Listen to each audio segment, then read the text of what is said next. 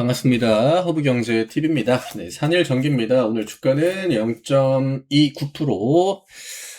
보합권 마무리다라고 봐야겠죠. 네, 전날에 이제 또 주가가 밀리고 하다 보니까 이제 여러 또 우려감을 갖고 계신 분들이 계시더라고요. 근데 제가 한 가지만 이야기 드리고 싶은 거는 주가는요, 한 개의 지표만 가지고 그 주가가 무조건 움직인다라고 생각하는 거는 굉장히 큰 오류가 자주 발생될 확률이 높습니다. 제가 산일전기를 그동안 몇 달 동안 계속적으로 이제 영상을 찍어 오면서 시장이 당연히 좋았던 적도 있고 시장이 안 좋았던 적도 있었죠. 네.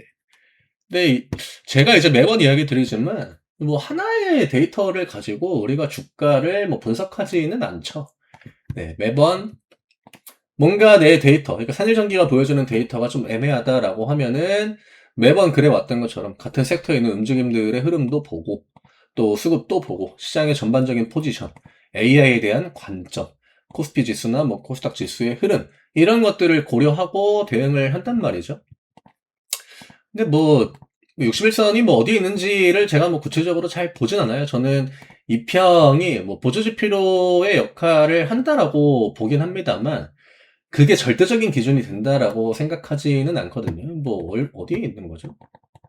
네, 저는 이런 것들, 제가 이 영상을 찍을 때도, 네, 이런 거 가지고 그렇게 가지고, 이건 이렇고, 이 평이 이렇고, 이런 설명 잘 안 드리잖아요. 네. 여기도 이탈했다가 반등 나왔던 거고, 이런 흐름 언제든지 나와줄 수도 있는 거고, 그쵸? 근데 우리는 이 이평을 보지 않아도, 60일 이평을 이때 보지 않았음에도 불구하고, 이때 결국 이 가격을 버텨내면은 105,000원이었죠. 그때 105,000원을 종가 기준으로 버텨내면 그러면 반등이 나와줄 수 있다. 근데 이때 우리가 뭘 봤습니까? 산일전기는 이 아래 구간에 막혀 있었지만 변압기 종목들이 대장주급 종목들 현대일렉트릭이나 효성중공업 이런 종목들이 이미 여기에서부터 랠리가 나오기 시작했습니다. 얘는 박자의 차이다 뿐이지 변압기 섹터는 이때 그냥 순항을 하고 있었단 말이죠. 그래서 산일전기가 얘만 좀 탈락을 하는 게 아닌가? 우리가 이런 걱정을 안 한 건 아니지만 결국 따라갔잖아요. 그래서 저는 물론 주식시장에 정답이 없긴 해요. 이거 가지고 매매해서 돈 이제 수익 많이 내고 하면은 그것도 하나의 정답이 될 수 있는 거고 그게 틀렸다라고 이야기를 드리는 게 아니라 저는 최대한으로 좀 여러 가지 데이터를 보고 접근을 하는 성격이기 때문에 그리고 숫자 이런 것들이 좀 중요하죠. 오늘 기관 매도 나왔고요. 외국인들은 매수, 개인들은 반대로 매도입니다. 주가가 들어 올리려고 했다가 이제 시장의 분위기가 오전장까지는 그렇게 좋지 않았습니다. 그쵸? 종가는 14만원에 딱 꺼내가지고 마무리를 하긴 했는데 제가 14만원만 지켜내면 지금 산일전기의 어떤 그 추세 이런 거에는 크게 문제가 되지 않는다라고 이야기를 드렸죠. 네, 앞 구간에 이런 식으로 저점과 고점을 들어 올릴 때 힘을 썼던 구간 반대로 지금 주가가 밀려 내려오는 거는 힘을 그렇게 들이지 않고 밑으로 빼는 거기 때문에 그 다음에 이제 지금 시장이 대부분의 이제 메인 섹터, 특히나 미국 시장에서 나스닥이 나홀로 부진하다 보니까. 근데 이게 또 공교롭게 전날에 나스닥만 빨간불이 들어왔죠. 오늘 그 지수가 강하게 올라온 건 아니지만 최근에 계속 다우 오르고 러셀 지수 오르고 중소형주 오르고 전통의 산업주 해가지고 그런 우량주들 올라가고 그 패턴 이어지다가 나스닥에 빨간불이 한번 들어오니까 오늘 반도체가 어쨌든 간에 반응을 했단 말이죠. 오후장에 코스피를 끌어올리고. 저는 어쨌든 반도체가 올라가는 거는 변압기 종목들한테는 긍정적인 신호다라고 보기 때문에 오늘 이 흐름 자체는 좀 긍정적인 그래도 데이터들이 많이 나오지 않았나라고 봅니다. 네.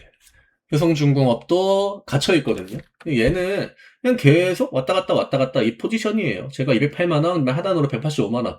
여기에서 나와주는 움직임은 크게 의미가 없다라고 이야기를 드렸고, 얘가 이제 치명적인 그 주가의 데미지가 들어오려면요. 여기에서 이런 식으로 음봉이 나와주는데, 그거는 진짜 치명적이에요. 저점을 똑같이 맞춘다라고 해도, 여기에서 음봉 나와가지고 이 가격을 깨버리는 거는 나오면 안 되는 흐름이긴 합니다. 산일전기랑 비슷한 패턴이 이제 현대일렉트릭이다라고 이제 이야기를 드렸는데, 현대일렉트릭은 너무나 반등자리죠. 네. 차트만 보면은 내일 그냥 여지없이 양봉이 나와줘야 되는 그런 포지션이고 얘는 82만원 지켜주는 게 지금 추세에 가장 중요하거든요.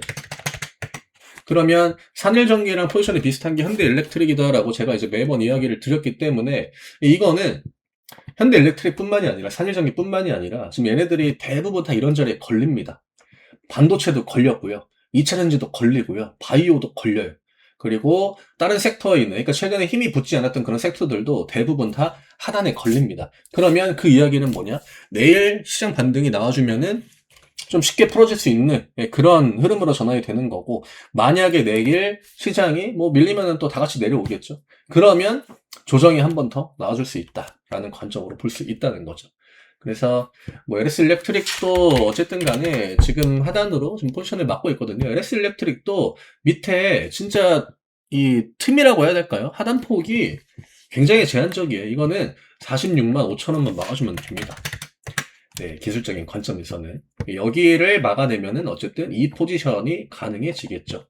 네, 최근에 메인 섹터들이 움직일 만한 그런 명분들이 굉장히 좀 부족했고요.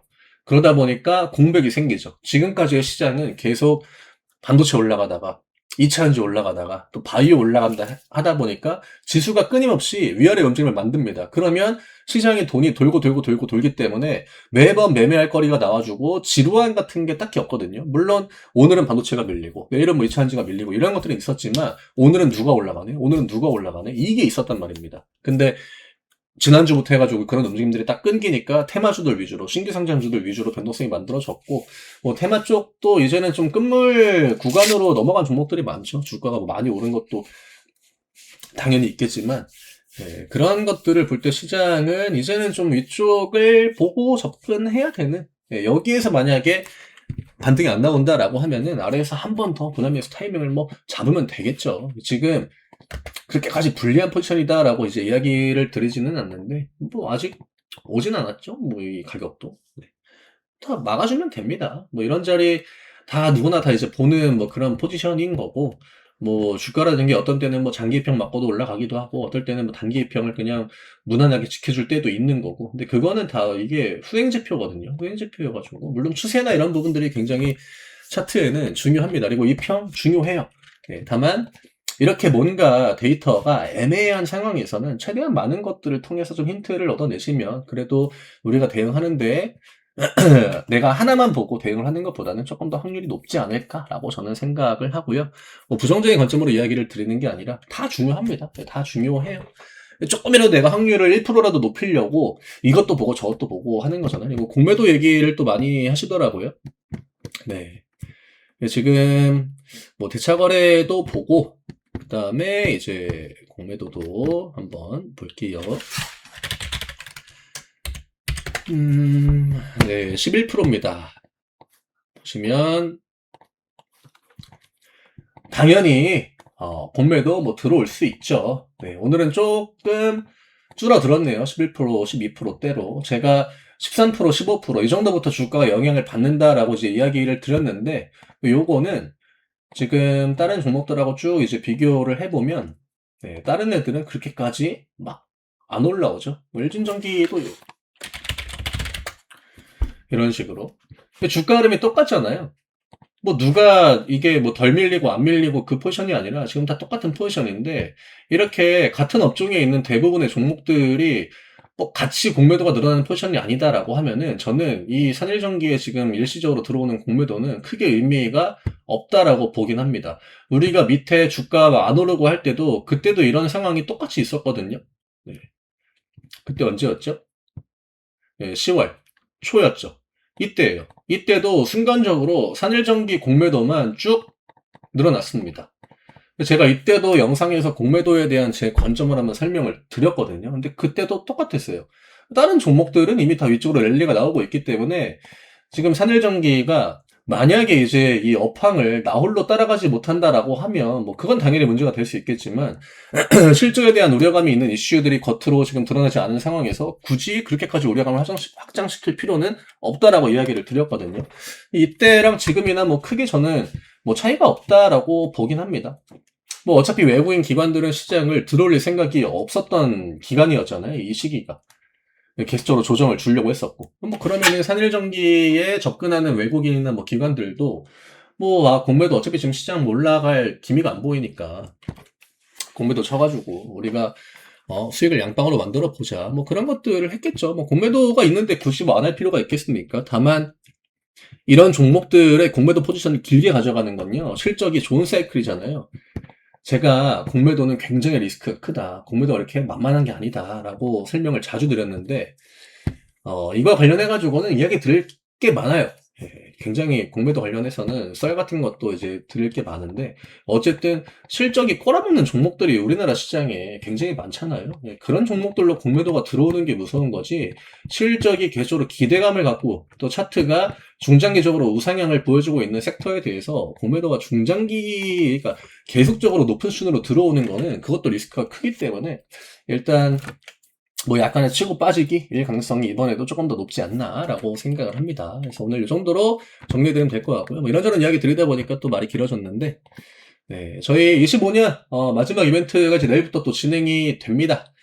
뭐 시장이야 늘 이런 지루함을 줬고 또 이런 심리적인 압박을 만들었고, 25년에 우리가 이런 케이스를 한두 번 겪는 건 아니거든요. 아무리 못해도 3번, 4번 하반기 그때마다 결국 기회다라는 이야기를 드렸고, 데이터들도 다 기회다라는 숫자들을 보여줬고, 우리는 그걸 통해서 유의미한 수익들을 잘 만들어냈잖아요. 그쵸? 이 앞구간에서 수익 청산도 잘 했고, 또 뒷구간에 좋은 기회를 잡아보자 해가지고 제가 14만원 이하는 땡큐인 가격이다 라고 이야기를 드리면서 여기까지 와 있는데, 뭐 25년은 우리한테 뭐 행복한 한 해지 않았나 라고 저는 생각을 합니다만, 26년에 대한 기대감도 당장 쉽게 꺾일 만한 그런 포지션은 아니기 때문에 저는 같이 또 좋은 결과를 좀 함께 만들어 나가 보셨으면 합니다. 저는 내일 다시 또 인사드리도록 하겠습니다. 감사합니다.